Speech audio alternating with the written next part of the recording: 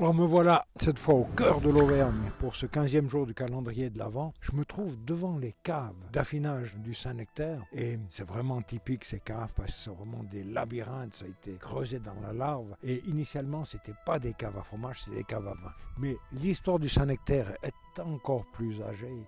Il faut revenir au Moyen-Âge où ce fromage était fabriqué. C'était aussi une monnaie d'échange pour payer le loyer des terrains et tout ça. Et c'est un peu le fromage du peuple. C'était consommé localement. C'est seulement quelques centaines d'années plus tard que ce fromage a été présenté à Louis XIV, qui l'a trouvé magnifique et qui a un petit peu fait connaître le Saint-Nectaire. Donc on part du Moyen-Âge, on passe à Louis XIV et on se retrouve au début du siècle passé où toute cette région était couverte de vignes et malheureusement le phylloxéra a attaqué les vignes et contrairement à nous en Valais où on a gardé les vignes, eux ont abandonné les vignes et ce sont les pâturages qui ont pris le dessus, ce sont les vaches et ce sont les fromagers qui ont commencé à utiliser ces caves pour entreposer le fromage. Belle humidité, on va visiter, on va rentrer dans la cave, vous verrez que c'est vraiment l'endroit idéal pour affiner du fromage.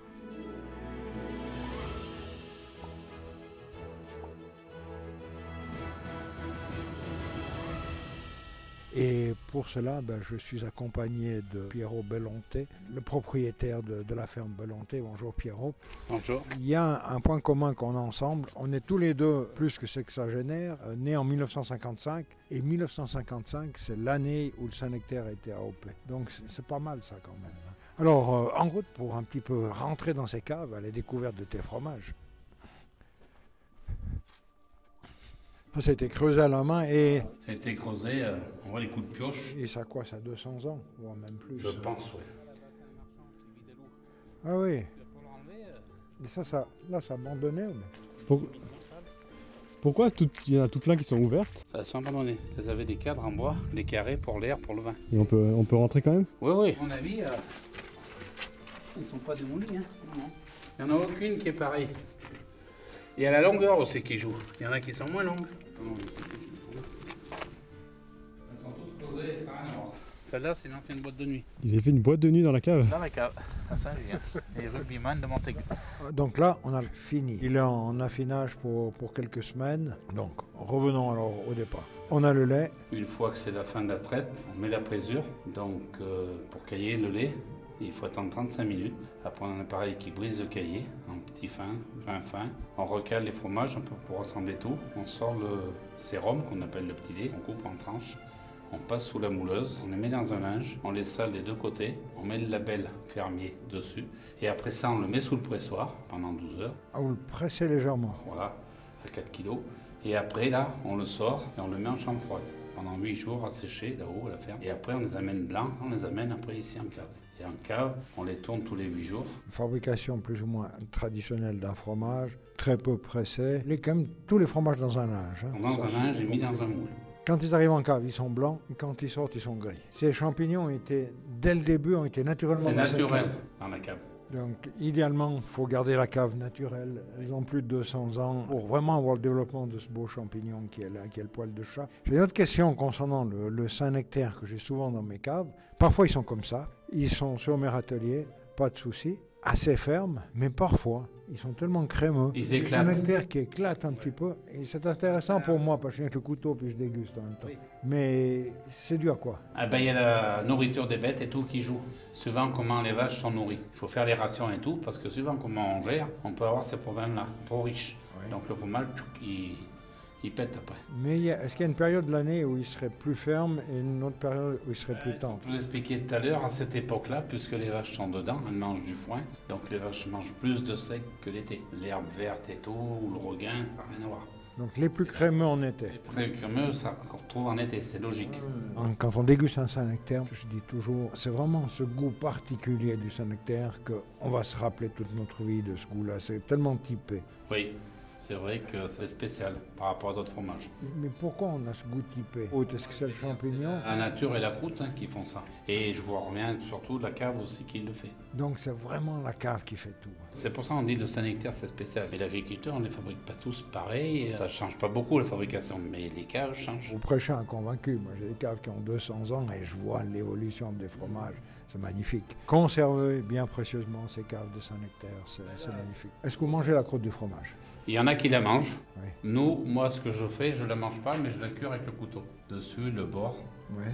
Et après, je le mange comme ça. Parce qu'il n'a pas le même goût aussi. Le calcium et tout, c'est tout dans la croûte. Le meilleur, il est dans la croûte. On a vu deux caves, hein, une qui n'a pas de fromage à l'intérieur, et puis celle-ci qui a des fromages. Quelle est la différence entre les deux? La différence, c'est qu'on s'en sert, mais quand on a vraiment besoin, parce qu'on a regroupé avec la cave à côté, je vais vous faire voir. Nos fromages sont tous les deux à côté de l'autre. Ça évite la manutention et tout. C'est toutes ces caves, naturellement, avec 1000 fromages, à 12 degrés, avec l'humidité qu'il faut. Ouais, donc il n'y a rien à faire. Il y a juste à la prendre et mettre les fromages. Le truc qu'il faut faire, c'est pas venir en plein soleil, parce que les mouches, elles rentrent toutes. Donc il faut venir avant le jour, avec une lampe. C'est pour ça qu'on a mis beaucoup de lumière et tout, par rapport à ça, pour les tourner. Parce qu'avant, on n'avait pas de lumière dans les caves, on laissait la porte ouverte. Mais le problème, les mouches. Les mouches rentrent. Donc vous voyez, celui-là, déjà, il est moins dur, si on le touche. Ouais, ouais. Oh, joli là. Ouais. On dégustera l'eau, dans une feuille. Oh, une autre chose que j'ai lue, c'est que vous avez eu l'appui de fromagers suisses au début du siècle passé qui ont amené ici leur savoir-faire et qui vous ont donné un coup de main. Ça, je viens de le lire. Et voilà, les Suisses sont partout dans le fromage. C'est pareil, on a 7,50 m de sable, si vous mettez, pour voir la profondeur. 7,50 m. Nous, on a fait ça à l'ancienne avec un vieux palan, une vieille chèvre de 4 mètres. Et des vrilles, et on a percé des trous. Et on a tombé même pas de seau de sable dans la cave. Donc on est dans un magnifique endroit pour déguster. On est sur le plateau de Farges, au-dessus du village. Et c'est là que le bétail se trouve l'été. Avec en arrière-plan les montagnes, il y a des vaches qui ont plus de problèmes, hein, oui. Il me semble. Allons-y. Donc voilà. Donc vous enlevez voilà, simplement. Ce que je fais. Hein, puis il y a le jaune qui vient. Donc vous enlevez le poil de chat pratiquement. Hein. C'est une bonne idée, juste le racler patiemment et puis de... Faut prendre le temps, quoi. Oui, en texture, c'est très souple. Hein. Ah oui, là, on le laisserait chauffer, il semble qu'il coulerait tout seul. Merci. Je vous laisse goûter. Merci. Dis-moi si tu sens au nez, il y a... Le vin. Oui, côté vineux, c'est juste. Moi, je trouve qu'il n'a pas, en le grattant comme ça, c'est pas pareil. L'onctuosité. Merci. Et vous avez vu où il est affiné, quoi. Oui. Alors, qu'est-ce qu'il en dit, le chef, de rater la croûte? J'aime bien. Merci. Donc voilà. Le fait de garder la croûte, au moment où on l'avale, il y a un petit peu plus de force qui se dégage. Oui, c'est pas pareil. Moi je dis aux gens, non, moi je fais pas ça. Alors, il y en a, ils en enlèvent épais. Comme je dis, on n'est pas chez les Américains. C'est ce qu'on dit. Voilà. Donc avec Pierrot, j'ai pas seulement découvert un fromage, mais j'ai aussi découvert un endroit qui est magnifique. Il me tarde de revenir. Merci Pierrot, hein, c'était Avec une belle plaisir. rencontre. Un contemporain en plus. Qu'est-ce qu'on fait? On se décide de travailler encore pour les 10 prochaines années, ou bien on va s'arrêter avant? À notre âge, il faudra quand même qu'on se calme ou bien? Se calmer. Moi, je dis toujours, pendant qu'on a du plaisir, il faut le faire. Ouais. Voilà.